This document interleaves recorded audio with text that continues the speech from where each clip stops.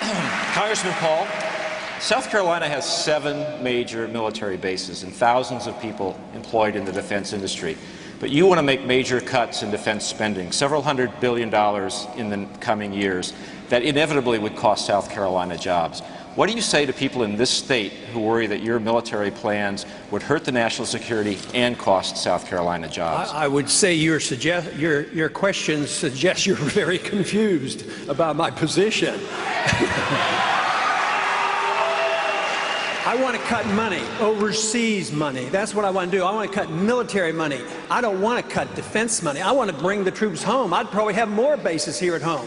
We were closing them down in the 1990s and building them overseas. That's how we got into trouble. So we would save a lot more money and have a stronger national defense, and that's what we should do. But to say that we would be weaker is absolutely wrong, because and another important thing you should consider is the fact that the military is behind me more than the others. I get twice as much money from the active military duties than all the other candidates put together. So they're saying that I'm on the right track. They're sick and tired of those wars. They're sick and tired of the nation building and the policing activity. But to say that we would have less money for defense, we actually have more money. And if I may, I'd like to go back to the international financial thing. Congressman, just to be clear, your plan calls for freezing defense spending at 2006 levels, which is well below where we are today. You still don't understand. What's he missing, Congressman? You don't understand there's a difference between military spending and defense spending. Just because you spend $1 billion on an embassy in Baghdad, bigger than the Vatican, you consider that defense spending. I consider that waste. So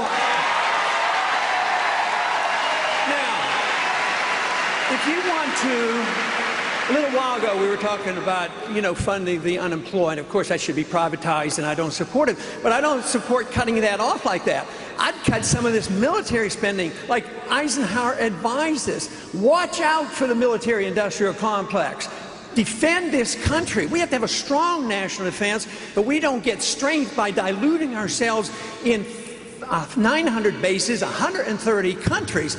That is where the problem is. But you need to understand that there's a difference between just military spending and defense spending. Just to spend money. We understand this domestically. If you spend more money domestically, we know it's wrong, but we're supposed to spend more money, and that's conservative. I've never quite understood this. We're supposed to be conservative, spend less money. I'd like to